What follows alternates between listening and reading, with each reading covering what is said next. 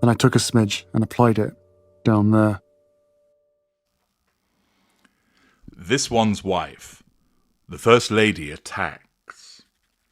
Hello, I'm H.G. Tudor. We saw the Nigeria tour. We all know that it was all about This One's Wife, an opportunity to hijack Invictus once again for the purposes of swanning around, wearing outfits, looking at the little people, and making it all about her. This enables her to control, to draw fuel, to manage that facade. And one of the prominent aspects of the tour that many people picked up on was not only the fact that This One's Wife once again wore clothing that didn't suit her, but it also wasn't suited to the circumstances of the people that were around her. Parts of Nigeria are considerably conservative. Parts of Nigeria are Muslim, and with that comes a certain conservatism with regard to the way that people dress, especially women. In many of the pictures, it could be seen that the women looked elegant, wearing dresses that didn't show off their shoulders, didn't show off their arms, didn't show off their cleavage. But This One's Wife insisted, naturally, because she does what she wants through her self of entitlement and lack of accountability, in wearing clothing that was wholly unsuitable. First of all, she wore an outfit at a school, which was doubly inappropriate because she was around school children, and that she was in effect insulting those in the nation because of their conservatism. She was there showing plenty of flesh. She did so again with another outfit.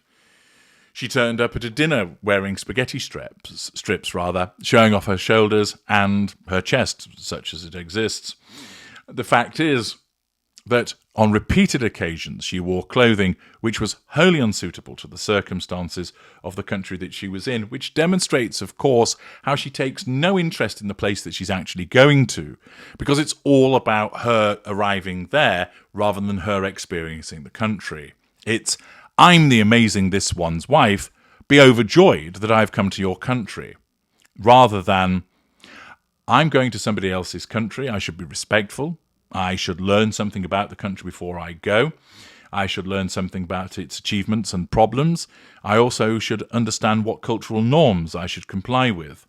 That is standard operating procedure, and certainly would be the case by members of the real royal family rather than this pretender.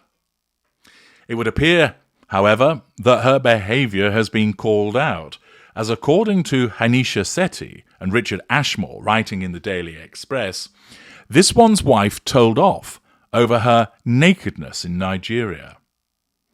Royal fans think the First Lady of Nigeria has taken aim at This One's Wife for her clothing choices during her 3-day visit to the West African country, during her speech at an event titled Celebrating the Woman.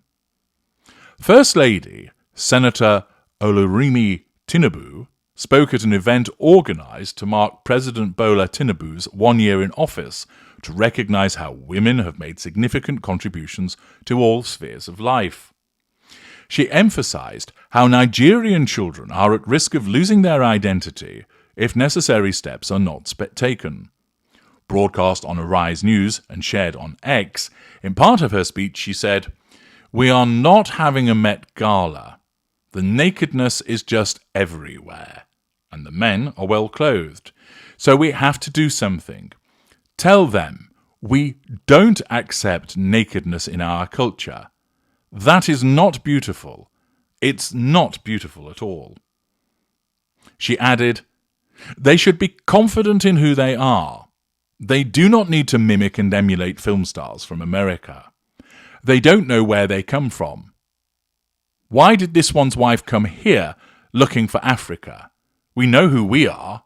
Don't lose who you are." Following the speech, one royal fan on X wrote, "This One's Wife managed to create an international incident.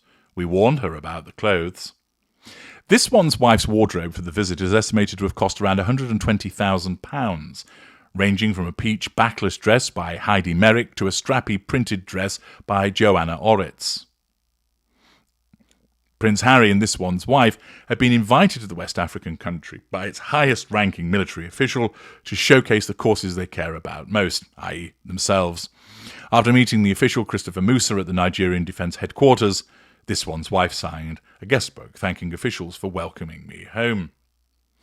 Well, notwithstanding, of course, the fact that she believed that she was home, she certainly failed to have any regard to the cultural norms that are applicable, and finds herself being commented upon by the First Lady. Let's listen to her actual speech. Here it comes. Here is we have to salvage our children. You know, we see the way they dress. They keep forgetting that Nigeria, we are beautiful. The moment you can see what they showcase on the stage, I said we are fashionable. We see what is going on. You know, we are not having a Met Gala. And everyone, their nakedness is just everywhere. And the men are well clothed. So we have to do something. Tell them the way it is. We don't accept nakedness in our culture. That is not beautiful. It's not beautiful at all. And they're all beautiful girls. But they should be confident to know they are. They don't want to be like, even they are mimicking and trying to emulate film stars from America. They don't know where they come from. Why did Meghan come here looking for Africa? That is something we have to take home with. We know who we are, and don't lose who you are. God bless you. Oh dear. This one's wife, who believes that she is a fashion icon, included in a section of a speech criticizing nakedness, criticizing people swanning around like film stars, clearly directed at this one's wife, as she was also named. Why did this one's wife come here looking for Africa? You can see that the First Lady, as she makes the speech, is conservatively dressed. You will have seen that throughout this one's wife's attendance in Nigeria, all of the women around her were dressed in lovely dresses that covered up their shoulders, their arms, their chests, etc. They weren't showing the flesh in the way that this one's wife does. Not only did the outfits not suit this one's wife, because invariably she doesn't listen to whoever is tasked with advising her about her clothing, or she just listens to the person in the mirror, it was also inappropriate. And now she finds herself being attacked on the international stage by the First Lady, who points out that such nakedness, which includes this one's wife, was not suitable. This may not come to this one's wife's attention and therefore would not have any impact upon her, but most likely it will. And in the circumstances, it's challenge fuel for her. She's being spoken about, but once again is being criticised. It just demonstrates that no matter what this one's wife does, she gets it wrong time and time again. And this is because her narcissism hasn't evolved enough to enable her to fit in at the level that she's got herself to. Lacking emotional empathy and the type of narcissism which allows certain other narcissists to avoid making the mistakes, gaffes and faux pas that she regularly engages in, we get to see her putting her foot in it on a regular basis. And she's done so again. Naturally, there will be no contrition from her. There'll be no mea culpa. There will be no, they're right actually, I was wearing stuff that was flashing the flesh somewhat. I ought to have not to have done that, really. Instead, it'll simply be the case that she will think, it's just people who are envious because I look so good in what I wear.